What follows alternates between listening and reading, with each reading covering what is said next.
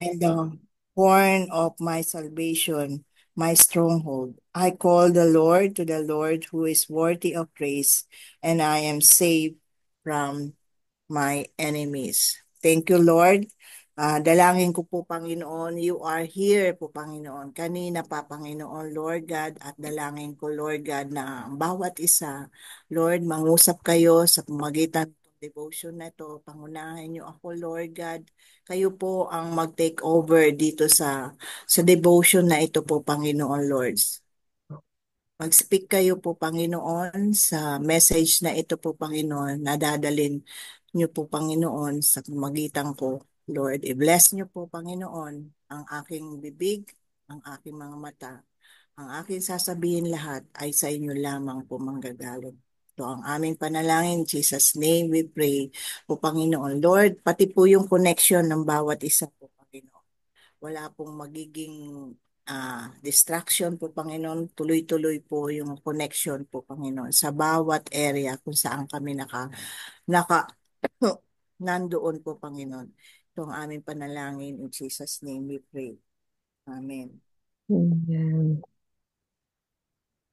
So, ito po yung binigay sa akin ni Ate Pinet, Called by God, by Oswald Chambers.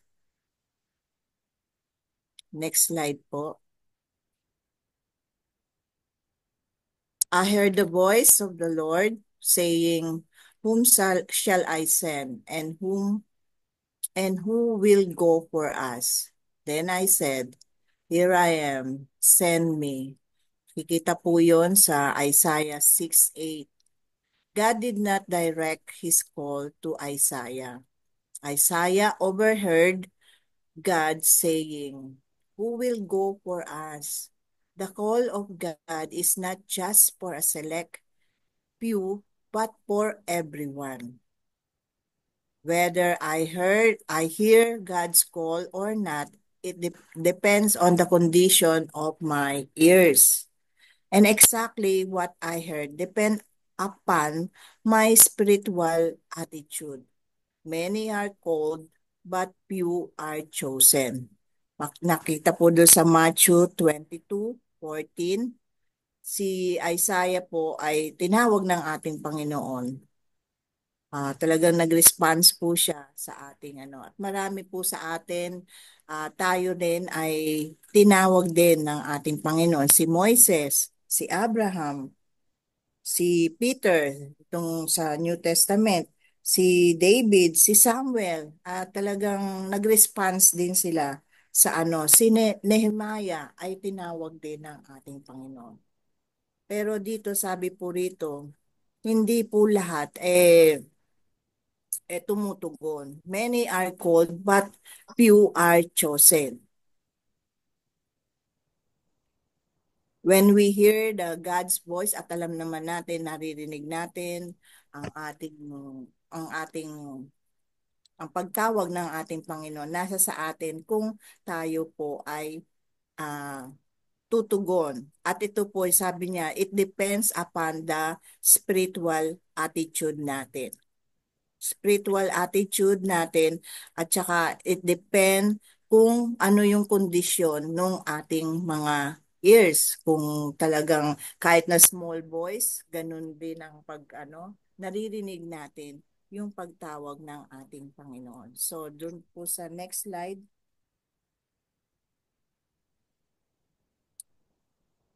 ito po. That is few prove that they are the chosen one. Sa ating mga pastor, sinasabi nila tinawag, ganon, tinawag po sila para maglingkod, para maging manggagawa, at talagang pinili naman po sila ng ating Panginoon. In fact, naalala ko si Pastor Luther noon din eh. Ito yung kanyang tawag doon, yung kanyang profession hindi mo malaki po yung kanyang sinasahod, yung ano, pero nung tinawag na siya ng ating Panginoon hindi siya kahit na nung una talagang hesitant din siya, pero tumugon din siya sa ating Panginoon. Kaya yun, Depende po sa spiritual attitude din natin at kung ano yung ah, ano sa atin ng ating Panginoon. The chosen one are those who have come into a relationship with God. So yun, yung mga pinili daw ay yung merong relasyon sa ating Panginoon through Jesus Christ and have their spiritual conditions changed and their ears open. Yung po yung mga pinili ng ating Panginoon. So, meron po silang relationship sa ating Panginoon at yung condition ng spiritual ano nila po ay talagang nasa ating Panginoon at buong buo na binibigay yung kanilang buhay sa ating Panginoon. Then they heard the voice of the Lord continually asking, "Who will go for us?" However, God doesn't single out someone and say, "Now you go." Hindi niya sinisingle out na ganun. He did not force his will on Isaiah. Isaiah was the presence of God. Was in the presence of God. And he overwhelmed the call. Ito yung response niya. Kailangan meron ding response perform in a complete freedom and could only be to say, "Here I am, send me." So yung pag-response natin, hindi lamang yung pagtugon natin sa pagtawag ng ating Panginoon ay hindi po siya hindi niya pinupwersa. Ibig sabihin, kusang loob, kusa siyang lumalapit, kusa siyang tumutugon sa ating pagtawag ng ating Panginoon, kagaya po ni Isaiah. His response performed in complete freedom could only be say, "Here I am." Kaya marami sa atin uh, uh, tinawag bilang bilang preacher, bilang guro, magtuturo ng Sunday school o ng mga aralin, tinawag para maglingkod at marami tayong mga ganitong aspeto na sa atin na tayo ay lalo na po yung ano po yung naglilingkod po sila sa ating church. Sa umpisa po yan talagang ah ang tawag doon, nagbo-volunteer sila na sa maging usher, nagbo-volunteer din sila na magluto sa ating church, sa ating mga pagkain, sa ating mga ano, pagka may bisita, sila rin po yung mga ah, nag ah, nag-entertain o kaya nung kumakausap doon sa mga ano natin. Yung po yung mga ah, naglilingkod sa ating Panginoon. At bandang huli, kagaya ko po ay talagang hindi ko alam na tinawag din pala ako para magturo din sa care group. Hindi ko inaasahan na makakapagturo ako. Kaya yun, nung nang tumugon ako sa pagtuturo na to, sa pag-care group na to, ay nagtuloy-tuloy naman po yung aking ah, pagtuturo na hindi ko inisip na ako ay maging tagapagturo at taga-lead ng care group na ito. So sa atin, meron pong tinawag, maging ano siya, yung encourager. Lahat po yan ay binibigay sa atin ng Panginoon pagka tayo po ay tumugon sa kanyang pagtawag. So, dun po sa next slide. Ito. Remove the thought from your mind of expecting God to come to force you or to plead with you. Alisin daw natin sa isip natin na ito po, pwersahin ka niya. O, lumapit ka dito, sumunod ka na. Tugunin mo na to, pumunta ka na doon. Pero hindi rin siya nagpi-plead, sabi niya ganon.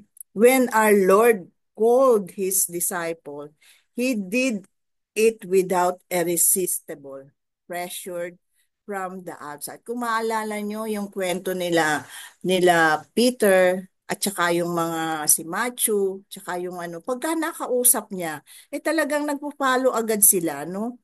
Talagang iba po yung ano niya, Hindi po siya namimilit, hindi po siya, ito sumama ka na, yung ganon. Pero talagang kusa na po silang tumutugon sa pagtawag ng ating Panginoon. So, he did it without irresistible pressure from the outside.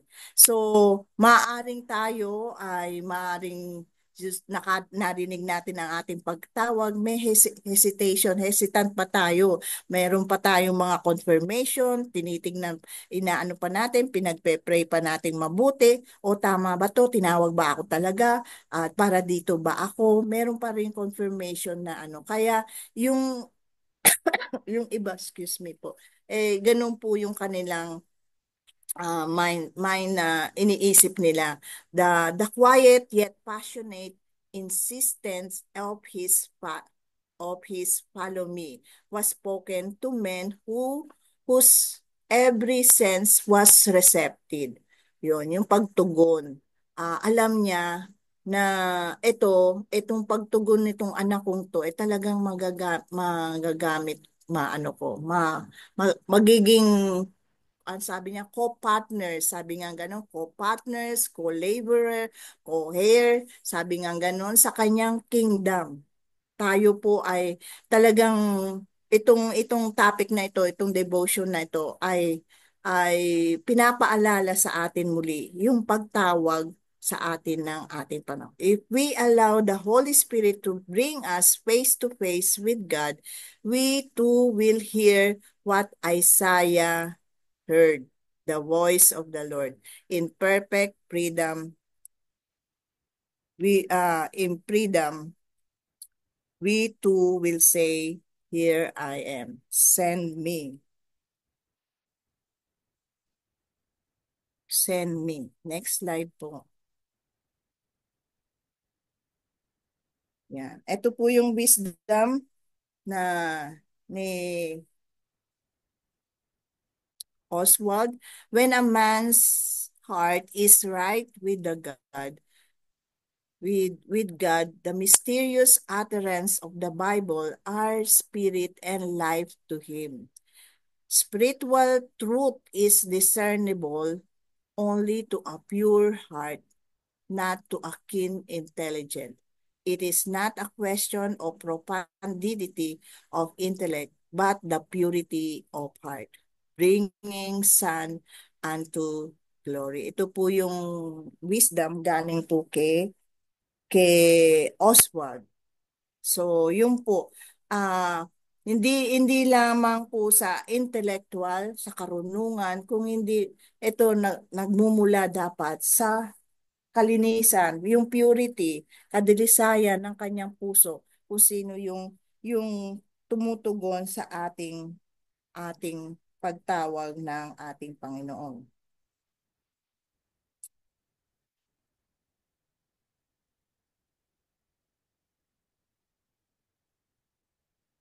Maaari sa atin, sabi nga po dito na yung kaya hindi po tayo nakakatugon ay tawag doon, kagaya ko nung una ay talagang wala po akong courage. Wala po akong wala po ako sasabihin ko, Lord, hindi naman ako maalam sa Bible. Hindi po ako marunong magturo, hindi po ako marunong magganito, hindi ko alam paano ang gagawin. Pero yung sinabi nga na dito na yung pure heart, yung tinahanap ng ating Panginoon. Kagaya ni Isaiah, it reminds us na God equipped those He calls. Our role is simply to available and willing to go where He can send us. So, yung pagtawag sa atin ay kailangan yung available din. Andyan yung available at willing tayo kung saan tayo. At ito po rin yung natutunan ko. In-equip tayo.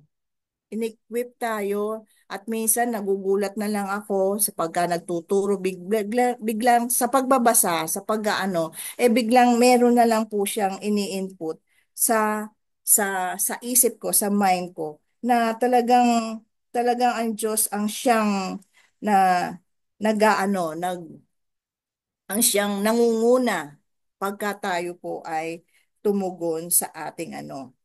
Yung ano natin, yung maaaring yung hindi natin pagtugon sa ating ano, ay nandun nga yung hindi pa na yan na-overcome, yung fear, yung mga doubts, sabi nga ganito. At when God's brings challenges dun sa ating ano, sa ating buhay na ito, sa mga experience na nato, nagpapasalamat din tayo kasi yung mga challenges na ito rin yung nagbibigay ng testimony sa atin kung paano mahayag yung kadakilaan ng ating Panginoon sa buhay natin once na tayo ay tumugon sa kanyang ano, yung maaring yung ating mga testimony na ito ay siyang magiging kalakasan din para doon sa mga iba na nakakatugon. Kaya never give up. Huwag daw nating i-give up yung pagtawag sa atin ng ating Panginoon. There is always hope para doon sa mga nawala. Sabi niya ganon, God has called you to do. When God call us to do something we rather not to do, He will give encouragement, ability, joy to empower and encourage us. Kaya dito, sabi nga ganun dito, kung tayo po ay nag struggle pa rin sa ganitong ano ng pagtawag ng ating Panginoon, ask God uh, to tell you to clear His truth about that if you think you might be too old to be calling. So sa atin wala pong sa edad o ano, talagang pagka tayo ay tinawag, wala pong bata, walang ano sasabihin na natin ay hindi na po siya hindi na po siya hindi na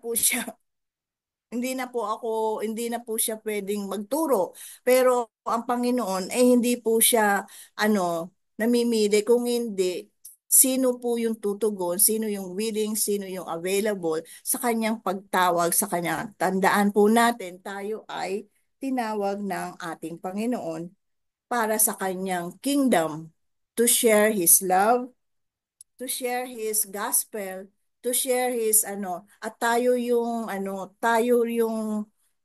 kanyang taga-intercede, 'di ba?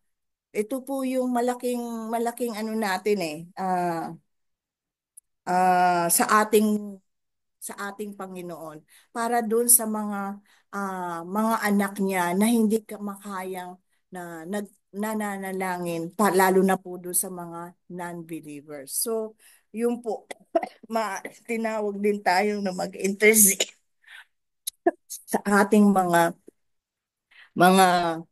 kababayan, lalo na po ngayon, talagang hanggang ngayon po ay nananatili itong daybreak na ito para rin dun sa mga prayer na nangangailangan po. So, yun lamang po yung ating tandaan po natin na ang ating Panginoon ay patuloy na nananawagan, tumatawag at kinokol niya yung ating ah, ang atensyon, ah, at nasa sa atin po kung tayo po ay tutugon.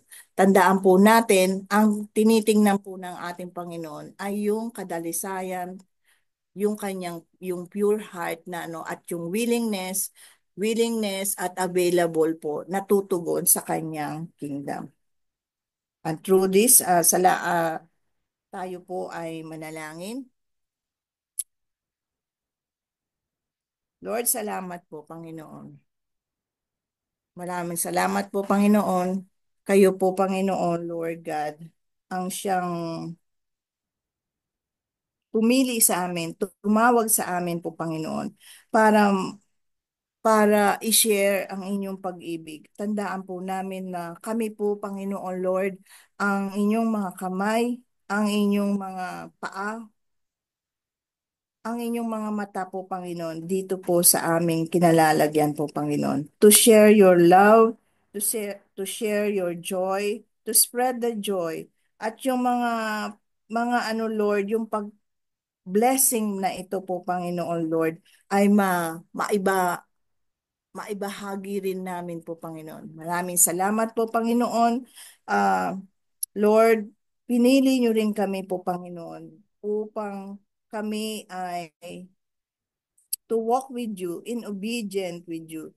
Lord, maraming salamat, Lord, sa will nyo, sa pag-entrust nyo sa amin po, Panginoon, sa pag-lead nyo sa amin po, Panginoon. Bigyan nyo kami ng gabay, bigyan nyo kami ng matinis na tenga po, Panginoon Lord, as we go along with you po, Panginoon Lord. At marinig po namin ang inyong tinig po, Panginoon Lord. Maging ito ay small voice po, Panginoon. Samahan niyo kami po, Panginoon, at kayo po, Panginoon, ang siyang kumilos po, Panginoon, sa bawat ito. Lord, sabi niyo nga po, Panginoon, sa Philippians 4:13, we can do all things through Christ who strengthened us po, Panginoon. At Lord, let us, Lord God, makasunod kami sa iyong panawagan na ito po, Panginoon. Maraming salamat po, Panginoon. Send us po, Panginoon Lord. Equip us po, Panginoon. At kayo po, Panginoon, ang siyang mag-empower sa bawat isa sa amin po, Panginoon. In Jesus' name we pray. Amen and amen. Thank you po for sharing the words. Opo, salamat din po sa prayer. Talagang kahapon, baksak na baksak po ako kagabi. Talagang ah pinagpahinga muna ako ng Panginoon. Kaya salamat sa pagbangon niya muli itong another day na ito. Binigyan Hindi niya ako. nagwagi ang Thank you, kalaban. Lord. Thank Yes. you, Lord. Amen po. Praise God talaga. So, naku po tayo sa ating pananalanginan. Bago po tayo dumako, teka, ilalakihan ko lang po to.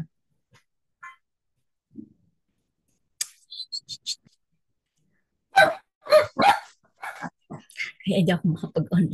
Ito siya. Magulo sila. Ayan po. So, yan. Sabi nga, sa lahat ng pagkakataon, sa lahat ng oras, sa lahat ng araw, let's remember and let's be thankful.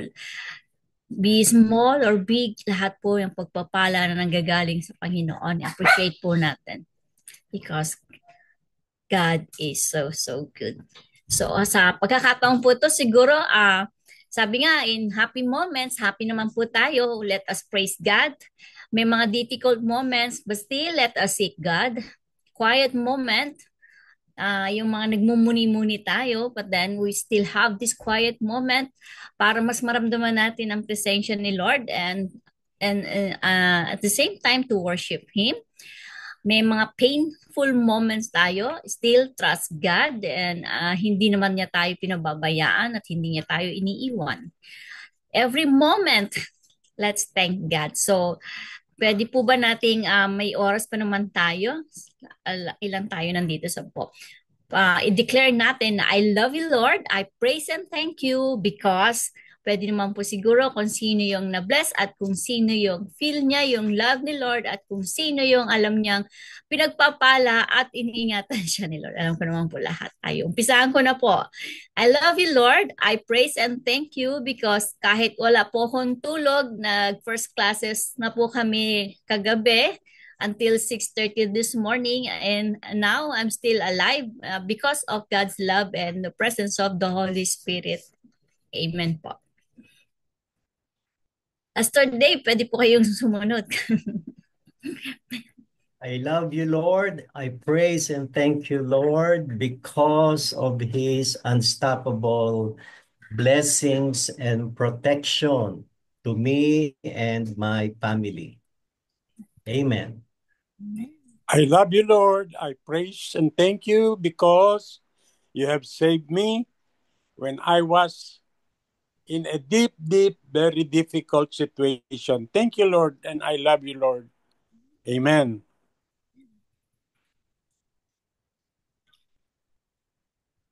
Meron pa po ba? I love you, Lord, for healing and restoration for me today. Thank you. Amen.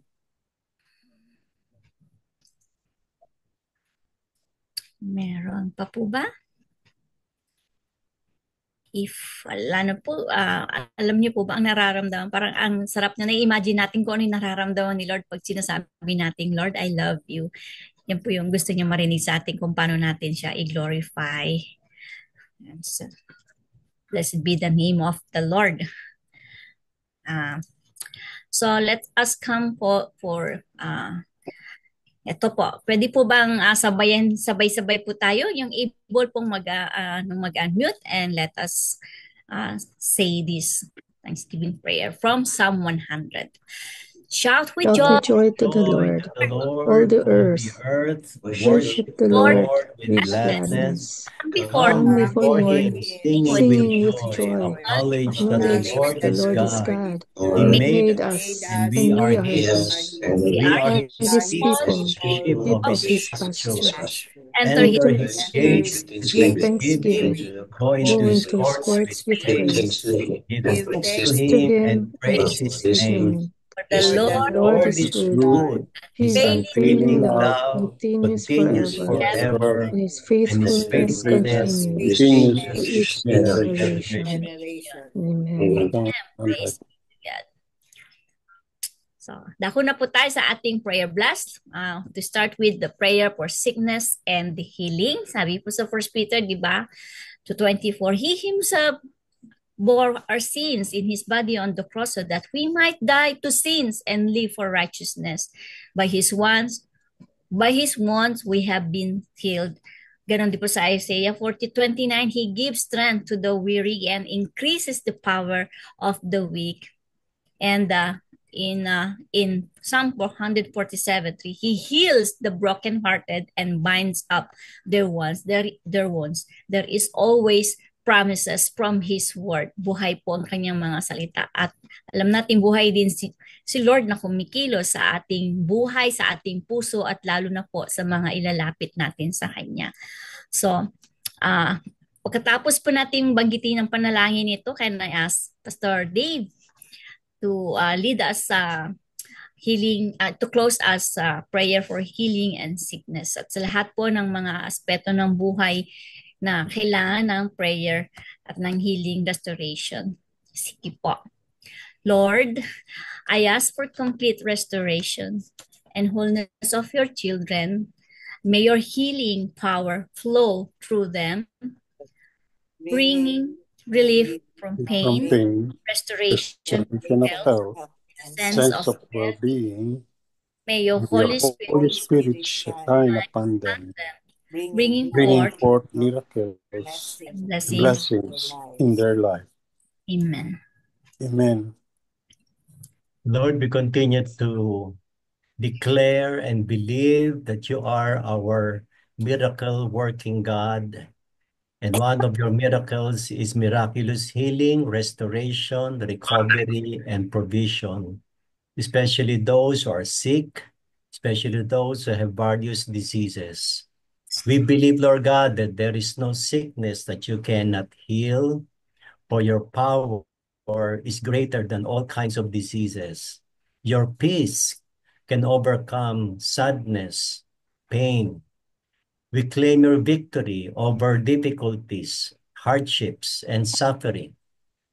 We pray for restoration of soul, mind, spirit, and even material things, especially those who are victims of calamities, fire, war, violence, injustices. We thank you, Lord, for the hope that we have in you and through you, that any situation, may it be hard or not, we can overcome. Lord, bind us with your love, protect us with your gentle and powerful arms and hands. Fill our hearts with hope, because with you and through you, there is no hopeless situation. We also declare and bless all those who are in the medical ministries or services, doctors, nurses, therapists, specialists, even those who are working in health organizations. Lord, bless them with energy and wisdom.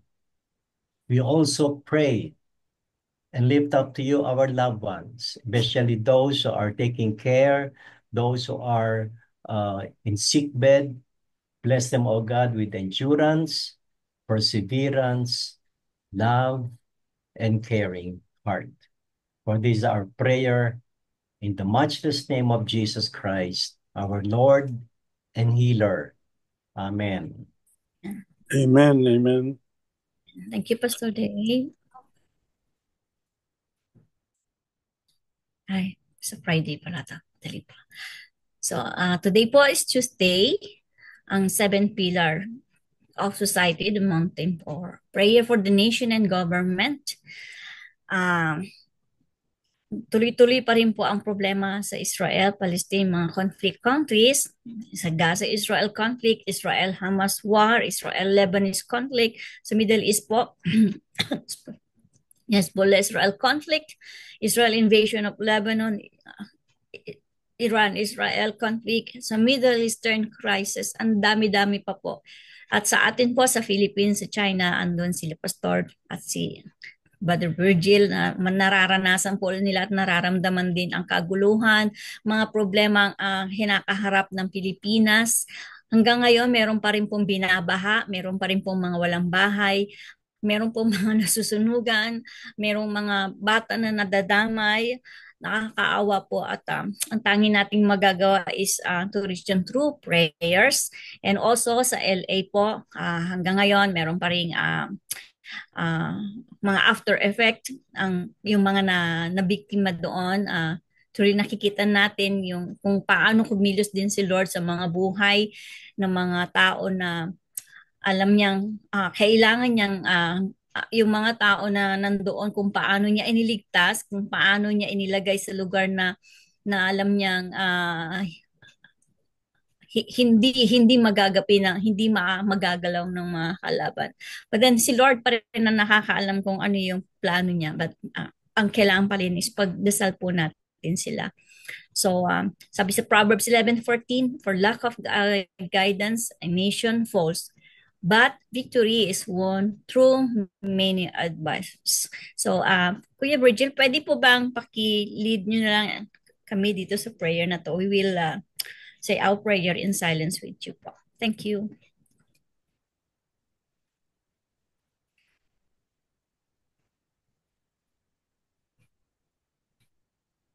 Naka-mute po ata kayo, Kuya Virgil. Ay, sorry po. Sorry. Let's pray again. Lord, please be in our midst as we come together as your body to lift up our country, our leaders, countries with conflict, and the whole world. Please protect our country from the division that challenges our ability to live lives pleasing to you. Lead them from despair to hope, from fear to trust, from hate to love, from war to peace. Let your peace fill their hearts with their protection, guidance, and forgiveness from you. The Israeli-Palestinian conflict, Gaza-Israel conflict, Israel-Hamas war, Israel-Lebanese conflict, Hezbollah-Israel conflict, Israel invasion of Lebanon, Iran-Israel proxy conflict, Middle Eastern crisis of 2023 up to present. Also, we're praying for Philippines and China, Lord, especially the monster boat, the monster ship that the Chinese anchored in our sea, O Lord, in our West Philippine Sea. Please give peace a chance to both this nation. And also for LA at present, the raging fire, the wildfire that is happening, O Lord, bless those people who are in them and all those devastated citizens of LA, O Lord. Give them protection and love and care. We ask this in the name of Jesus. Amen. Amen. Thank you po, Kuya Virgil. Okay. Gracious God, we pray for my family, friends and loved ones to grant them your peace, love, and understanding. And please protect them from the evils of this world. Lord, guide their paths and help them to make the right decisions, choices that will lead them where you want them to be. In Jesus' name we pray. Amen. Help each and every one of us, O Lord, especially the family of each of us in this daybreak, O Lord, especially the lesson that we learned this afternoon from Sister Lydia, that we may be able to be ready to accept whenever you call us, O Lord. Give us courage and strength that we may be able to follow you as what you have asked us with a compassionate voice. Follow me. Help us to do that will, your will, O Lord. And also give us strength, discernment, and energy that we may be very enthusiastic in serving thee, O Lord. Give us the enthusiasm that you will bestow on us, O Lord. Continue to be with us, O Lord, especially this daybreak group, O Lord, from each and every one of us in this group. We ask this in the name of Jesus Christ, our Lord and Savior and Master. Amen. Amen, amen, amen. Fulfilled na si Kuya Virgil ng Holy Spirit. Salamat po sa buhay. Salamat din po sa Thank prayer. you. And we are with you po. So let's go po sa Body of Christ, pray for churches, saan man po tayong denomination nandoon. Lagi po nating iisipin na sabi nga sa Matthew, di ba, to seek you first the kingdom of God and His righteousness. So, lahat po tayo, servant ni God, and meron siyang ministry na pinapasok sa ating puso, maramdaman po natin yun. And at this moment, pwede po ba, Pastor Rory, able po ba kayong ipag-pray ang portion na to? We will pray with you po.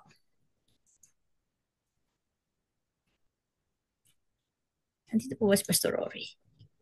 Sige po mga kapatid. Aming Diyos na makapangyarihan sa lahat. Kami ay patuloy na nagpupurit, nagpapasalamat sa inyo. Aming pinapasalamatan ng iyong ginagawa sa iyong iglesia. Ang inyong pag-abot ng iyong mapagpalang kamay. Ang iyong pagmiministeryo sa kanilang mga buhay. Kabilang na ang mga kaanib, ang mga leader ng bawat iglesia. Salamat, Panginoon, na tunay na puspusin mo sila ng inyong banal na espiritu, ng iyong banal na presensya. Puspusin mo kami ng inyong pagmamahal, ng inyong kalakasan, ng inyong katatagan upang kami, Panginoon, ng iyong mga iglesia ay mananatiling tapat sa inyo. Ng bawat mga manggagawa mo ay tunay na maging tapat hanggang katapusan.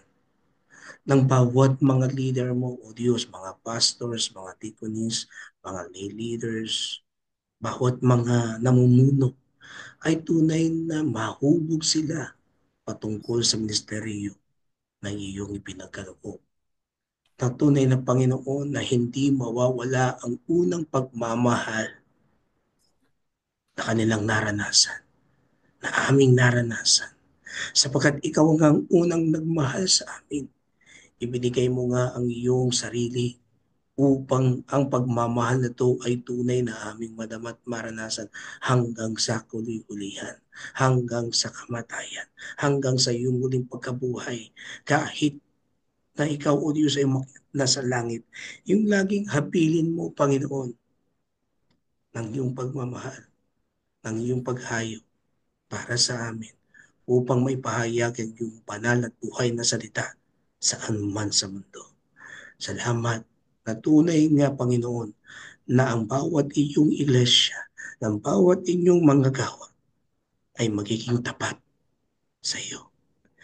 Ama, hindi namin makakaya ito kung, kung hindi mo kami tutulungan. Kaya tulungan mo kami. Tulungan mo kami, O Diyos, upang tumayo.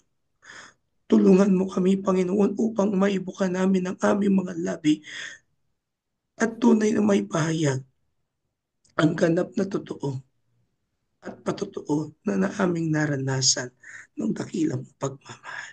Salamat po. Ito po ang aming dalangin sa tanging pangalan ni Jesus. Amen. Thank you, Pastor Rory. Thank you po. And last po, kailangan po natin to sa araw-araw nating paggalaw, pagkilos mula sa pagising sa umaga. And we praise God, we thank God for the life, and then we also ask for the strength. Lalo na po, this is the first month of 2025 from January until December. Let's ask for the strength na nanggagaling sa Kanya. Mas masarap po yung bitbit natin yung kalakasan na nanggagaling sa Kanya. So, lahat po ng able mag-unmute, let us all pray this. And can I ask Sister May to close this portion after this prayer po? Ayun na po, loving God, Loving God, in moments of frailty and fatigue, I seek the rejuvenating power of your strength. mighty hand, Lift me with your mighty hand, granting me the fortitude to overcome life's obstacles. In your strength, be my shield, empowering me to face each day with courage and resilience. Let me draw upon your endless love, finding the vigor to persevere through every trial. In Jesus' mighty name, I pray. Amen. Amen.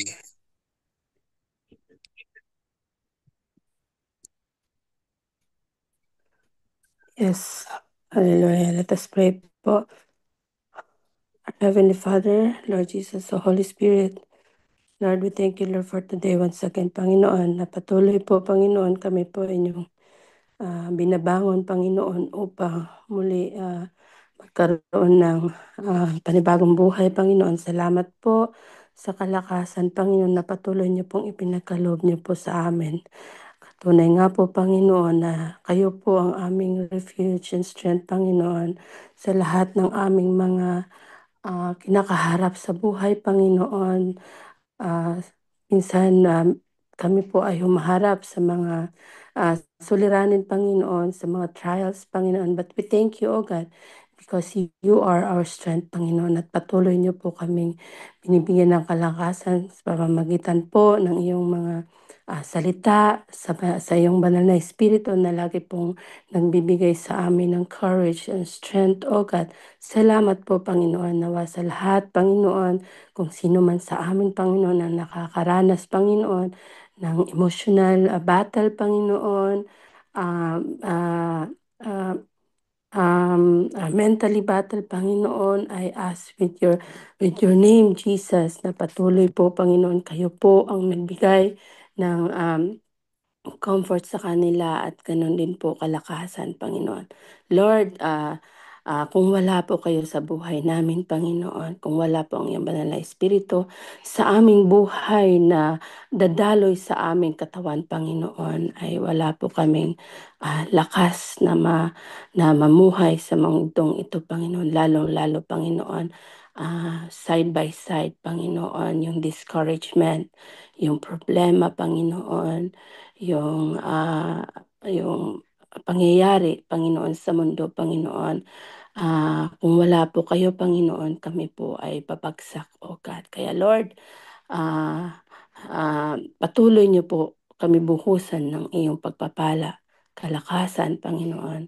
Patuloy niyo po yung banal na espiritu na manahan sa aming puso at isipan upang sa ganun, Panginoon, hindi po kami matatalo ng anxiety, depression, or whatever it is na binibigay ng mundo or kaaway or ng evil, Panginoon. Kaya Lord, kayo lamang ang aming Diyos na sinasamba at kayo lamang po ang aming pakikinggan, ang iyong boses, Panginoon, na nag-guide sa amin, Panginoon, sa pangalan ni Jesus. Amen and amen. Thank you, Sis May. Amen. Amen.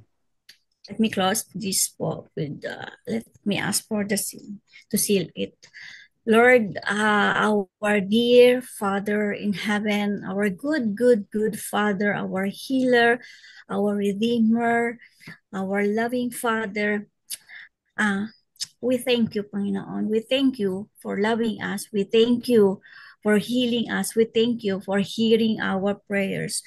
We want to ask your precious blood to seal these prayers that we have uttered unto you, and knowing that you are our answering God, knowing that you are our only in one God na kumikilos sa buhay namin, Panginoon, na buhay na kumikilos sa puso namin, Panginoon. Thank you for transforming our life through a powerful prayer katulad ng ginagawa namin, Panginoon.